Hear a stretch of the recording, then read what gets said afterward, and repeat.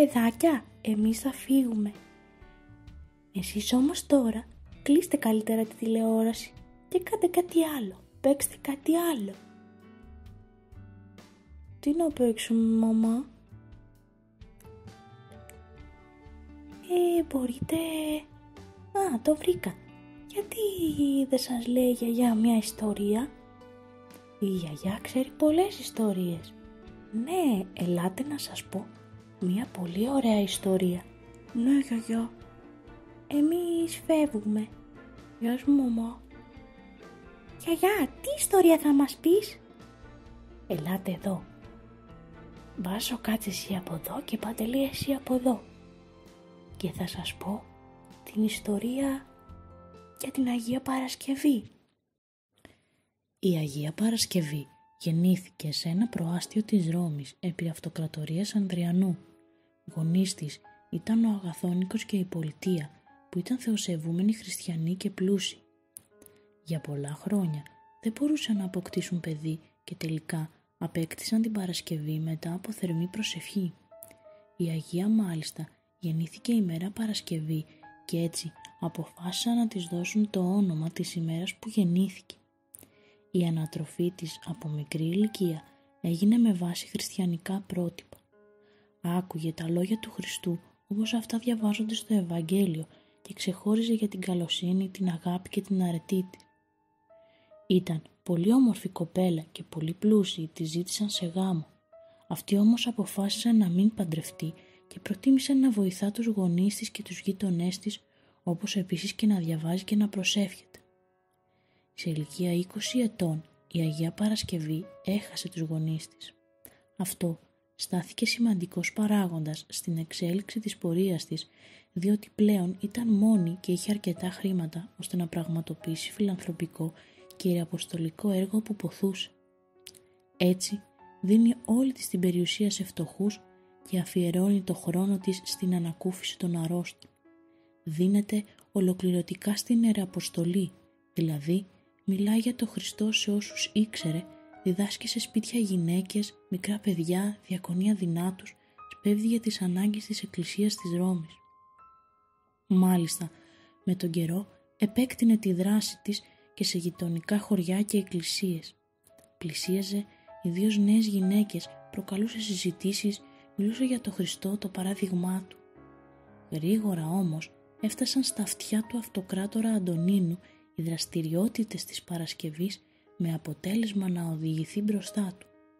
Η σεμνή και όμορφη εμφάνισή της στον αυτοκράτορα λέγεται πως τον εντυπωσίασε, αλλά και η σοφία της, το θάρρος της και η ξεκάθαρη σκέψη της έγιναν αντιληπτά από τον Αντωνίνο, ο οποίος δεν ήθελε να εφαρμόσει τα μέτρα του ρωμαϊκού νόμου σε βάρος της, όπως οριζόταν για όλους τους χριστιανούς. Δοκίμασε πολλές μεθόδους προσπαθώντας να την πείσει να αλλάξει πίστη, αφού της έταξε τα καλύτερα δώρα, αλλά η Παρασκευή έμεινε αμετακίνητη στη θέση της. Η Παρασκευή τελικά συνελήφθη, δικάστηκε και οδηγήθηκε σε φοβερά βασανιστήρια. Αρχικά της έβαλαν μια πυρακτωμένη περικεφαλαία στο κεφάλι της.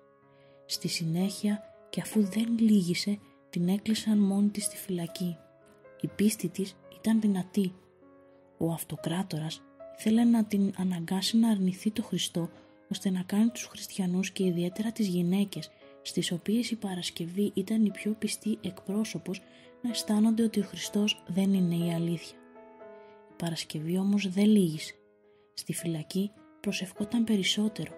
Μάλιστα, το βράδυ ένας άγγελος εμφανίστηκε μπροστά της και της έλυσε τις αλυσίδες με τις οποίες την είχαν δεμένη. Η Παρασκευή μπροστά στον αυτοκράτορα πάλι έμεινε σταθερή. Ο Αντωνίνος κατάλαβε ότι οι απειλές και τα βασανιστήρια και οι υποσχέσεις δεν οδηγούσαν πουθενά και διέταξε να την ρίξουν σε ένα καζάνι που περιείχε καυτό λάδι. Όμως, εδώ αναφέρεται από το βιογράφο της μεγάλο θαύμα. Ενώ την έβαλαν στο ζεματιστό λάδι, παρέμενε όπως ήταν. Έμεινε ζωντανή χωρίς να καεί καθόλου. Όταν το άκουσε ο Αντωνίνος, δεν πίστεψε σε κάτι τέτοιο και θέλησε ο ίδιος να διαπιστώσει το γεγονός. Πλησιάζοντας όμως το καζάνι και βάζοντας το πρόσωπό του κοντά για να βεβαιωθεί ότι το λάδι έβραζε, τα μάτια του κάηκαν και τυφλώθηκε. Η Παρασκευή όμως άγγιξε τα χέρια της στα μάτια του και τα γιάτρεψε με αποτέλεσμα ο Αυτοκράτορας να ξαναβρει το φως του. Έτσι, μέχρι και σήμερα η Αγία Παρασκευή θεωρείται προστάτης των ματιών. Μετά το γεγονός ο Αντωνίνος άφησε ελεύθερη την Παρασκευή.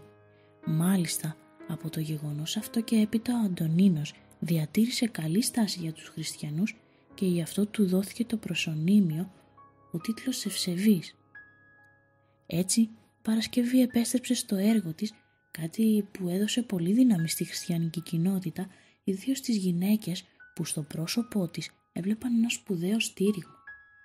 Όμως, σύντομα τον Αντωνίνο διαδέχτηκε ο Μάρκος Αβρίλιος. Μέσα στους πρώτους χριστιανούς που συνέλαβε ήταν και η Παρασκευή. Ο ίδιος έδωσε εντολή σε 2 διοικητές της περιοχής να τη βασανίσουν. Ο ένας ονομαζόταν Ασκληπιός. Ήταν αυτός που την έριξε σε χώρο που φυλάσσονταν φίδια, τα οποία όμως πέθαναν όταν την πλησίασαν. Ο Ασκληπιός ταράχθηκε, καθώς κατάλαβε ότι αυτά που οι χριστιανοί μεταξύ τους συζητούσαν για την Παρασκευή ήταν αληθινά, όπως επίσης και ότι η χριστιανική πίστη κάνει θαύματα. Ο άλλος έπαρχος λοιπόν, που λεγόταν Ταράσιος, διέταξε και θανάτωσαν την Παρασκευή κόβοντάς της το κεφάλι.